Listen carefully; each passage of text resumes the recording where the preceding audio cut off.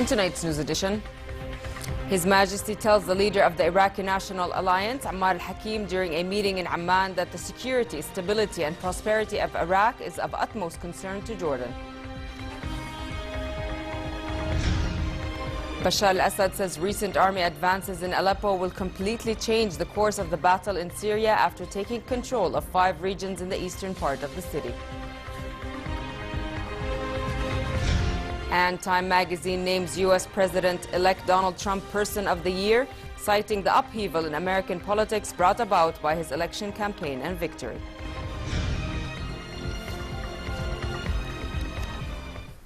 Good evening and welcome to the news at 10. His Majesty the King accepted the credentials of a group of newly appointed ambassadors to the kingdom at Basman Palace. The ambassadors who presented their credentials were Ambassador of Yemen, Ali Ahmed Al-Umrani.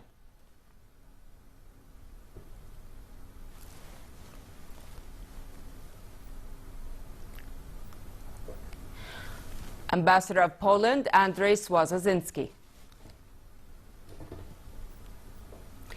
Ambassador of Greece, Vasilios Bornovas. Ambassador of Morocco, Mohammed Sitri.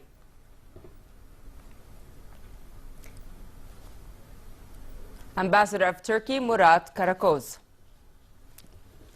Non-resident Ambassador of Tajikistan. Non-resident Ambassador of Slovakia, Lubomir Mako. And the non-resident Ambassador of Vietnam, Hoang Hiac Viet. On arriving at Basman Palace, the king reviewed the Guards of Honor as a military band played the national anthem of Jordan, as well as the ambassadors' respective countries. The ambassadors laid wreaths at the royal tombs.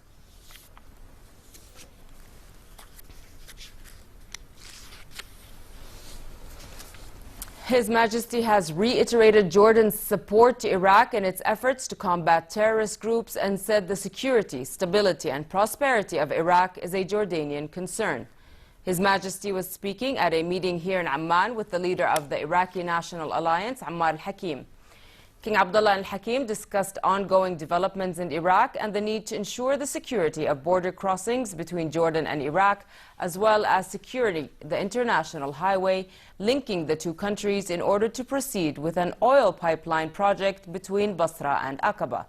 The meeting also touched on the next Arab summit, which will convene in Jordan early next year, and its role in supporting Iraq's stability and national reconciliation efforts. Prime Minister Hanin Mulki also met with Ammar al-Hakim and his accompanying parliamentary delegation. Mulki again voiced Jordan's readiness to stand by Iraq until it regains its stability and resumes its active role among the Arab nations. He said the next Arab summit in Jordan should serve as an opportunity to bring back Arab coherence and resolve inter-Arab differences. Deputizing for His Majesty the King, Prime Minister Mulki inaugurated Jordan Research and Training Nuclear Reactor at the Ministry of Science and Technology in Irbid. Mulki and Her Royal Highness Princess Sumaya bint al-Hassan, President of the Royal Scientific Society, and a number of officials made a tour of various sections of the reactor and were briefed on safety and security measures in place at the grounds. The facility seeks to build Jordanian capacity in the area of nuclear science. Through the training of a new generation of Jordanian and Arab scientists, the facility has the capacity to train 100 students yearly. It was established to kickstart nuclear technology in the kingdom and seeks to become a regional hub for nuclear energy, as well as offer support to medical, health, agricultural and industrial services in Jordan. France is trying to convince Israeli Prime Minister Benjamin Netanyahu to meet with Palestinian leader Mahmoud Abbas in Paris this month to attempt to revive dying peace talks between the two sides. Israel had already formally rejected Paris's invitation to take part in a Middle East peace conference before Christmas. It said it was a distraction from the goal of direct negotiations with the Palestinians. Abbas spokesman Nabil Aburdene, for his part, said the Palestinian side welcomed any French effort to salvage the faltering political process. Paris believes that bringing the two leaders to meet with President François Hollande a day after the conference would be a way of circumventing Israeli accusations that the French initiative aims to impose a multilateral solution. In Iraq, airstrikes on the Daesh-held town of Qaim near the western border with Syria are reported to have killed more than 50 people, including civilians. Iraqi officials and hospital sources said the airstrikes hit a busy market in the town in Arbar province, causing casualties amongst terrorists and civilians. Meanwhile, the commander of the U.S.-led coalition fighting against Daesh said the offensive against the terrorist group in Mosul could take 2 more months. U.S. Lieutenant General Stephen Townsend said even if the group is defeated there, it will still pose a threat to Iraq and the West. He said that victory in Mosul would not eradicate the group and that after Mosul, there will still be a tough fight ahead. Townsend said Iraqi forces had made significant progress since the group rampaged through the north of the country in 2014, but there is still a mission to be accomplished. I think they're going to be working on Mosul for a number of weeks more, maybe a couple of months more probably. Can't really predict. I don't have a crystal ball, can't predict the future. I do know that they have shown the ability to come back. Al-Qaeda in Iraq gave birth to ISIS, Daesh. What we have to do is we've got to play this differently so that ISIS doesn't give birth to the next extremist group that takes over Iraq. Syrian President Bashar al-Assad said recent army advances in Aleppo will completely change the course of the battle in all of Syria. Al-Mayadeen station reported Assad describing Aleppo as the last hope of rebels and their backers after their failure in the battles of Damascus and Hims. Syrian Reconciliation Minister Ali Haidar also described the army's advance as a strategic victory after the army took back control of 5 regions in the eastern part of the city. The Syrian government stated clearly yesterday it will not accept any ceasefire agreement unless all the besieged rebel forces withdrew from Aleppo. Russian Foreign Minister Sergei Lavrov also warned that if the besieged forces don't back down, they face being wiped out by the Allies. Meanwhile, France has condemned Russia for its veto of a ceasefire resolution in Syria's Aleppo. The leaders of Germany, France, Italy, the United States, Canada, and Britain had called for an immediate ceasefire in Aleppo and condemned Russia and Iran for supporting the Syrian government. They said the Syrian government must agree to a 4-point plan put forward by the UN. They said there must be no impunity for individuals who commit war crimes, urging the UN to collect evidence to bring individuals to justice. It was important to have this common statement. We went over the conditions these past few hours because the risk for the international community is resignation, indifference faced with the Syrian people's tragedy. With these 10 million displaced people, these 4.5 million refugees.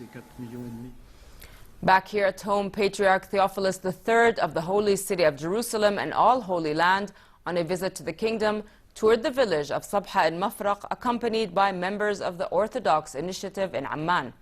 Theophilus met the Syrian refugees in the village, where the Orthodox Initiative presented them with relief aid and assistance. The Patriarch voiced hope the suffering of families and children would end and that one day they would be able to go back to their homes. It is our moral obligation to do our part, that is to say, to try to help as much as we can those people that they are suffering and to alleviate their suffering and their pain, and also to show them that they are not alone, they are not forgotten, they are not abandoned.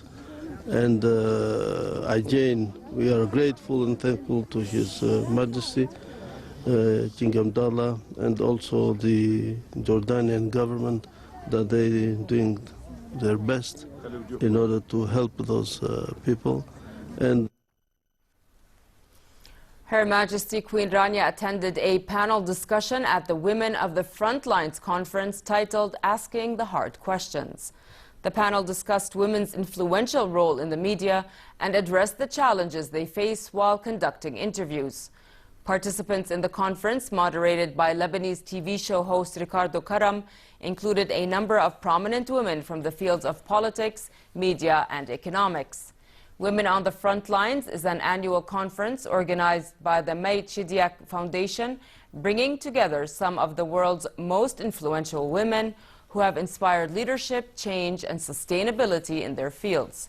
The foundation also runs an affiliation nonprofit media institute that aims to foster the values of freedom of expression, human rights, and democracy in media production industries. The Crown Prince Foundation signed a memorandum of understanding with the World Federation of Athletic Training and Therapy to assess and advance sports therapy in Jordan to meet international practices. They also outlined a series of training sessions for Jordanian professionals in such areas as first aid and injury prevention. Signing the agreement with the Crown Prince Foundation CEO Omar Masarwe alongside the World Federation of Athletic Training and Therapy President Larry Leverens and the Olympic Committee Secretary General Nasser Majali. The agreement aligns with the Foundation's Qusay initiative, which encourages collaboration with national and international institutions that help advance the sports science practice in the kingdom. Time magazine has named U.S. President-elect Donald Trump Person of the Year, citing the upheaval in American politics brought about by the election campaign and victory of the New York businessman.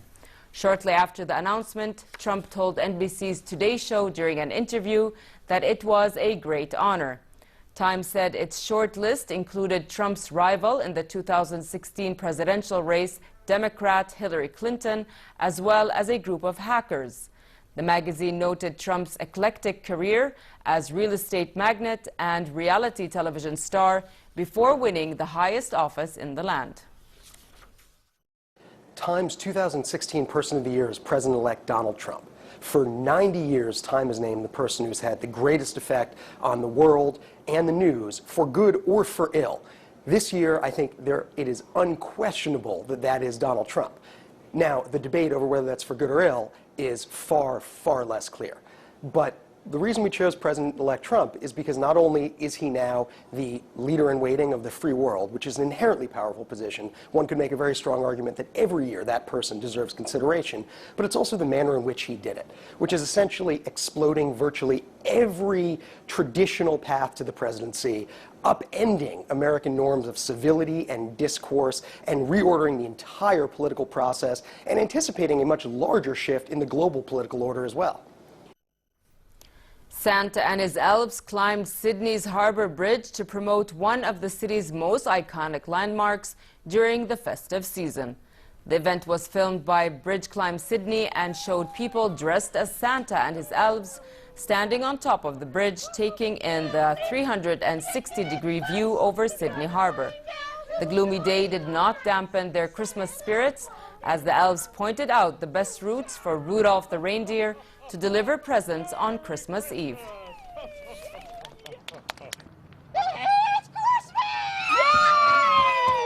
It's going to be a challenging delivery run for the elves tonight. There are millions and millions of boys and girls around this world that have been good this year. We want to be sure to get presents to all the boys and girls in the world, so we have to be clever and choose the right flight path.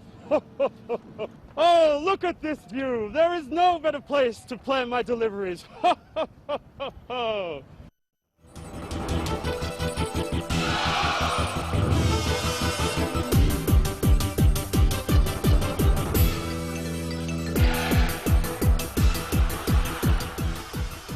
Host team Singapore Slammers swept aside UAE Royals at the International Premier Tennis League, winning all 5 sets in their clash. The Slammers won by 30 points to 18 and climbed to second in the table behind Indian Aces, who lost earlier to Japan Warriors. The first set saw the legends rubber with Spaniard Carlos Moya, representing the host side, beating Croatian of Belgium Goran Ivanisevic 6-2. Kiki Bertens of Belgium then beat an error-prone Ana Ivanovic of Serbia 6-2 in the second set to extend Singapore Slammers' lead. The third set saw a brave fight by UAE Royals, mixed doubles pairing of Canadian Daniel Nestor and Martina Hingis of Switzerland, but they were eventually beaten by Marcelo Melo of Brazil and Bertens.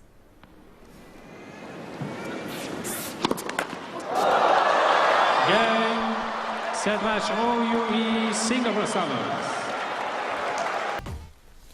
And finally, cold weather continues across most regions for the rest of tonight with easterly light winds. Tomorrow, chilly conditions prevail with clear skies and easterly light to moderate winds. The Gulf Aqaba should expect mild conditions tomorrow with northerly moderate winds and slightly high seas. Next are the lows and highs for tonight and tomorrow.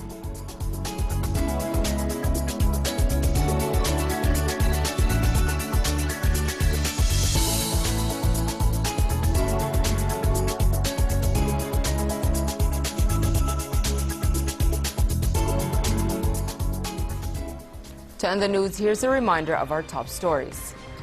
His Majesty tells the leader of the Iraqi National Alliance, Ammar al-Hakim, during a meeting in Amman that the security, stability and prosperity of Iraq is of utmost concern to Jordan.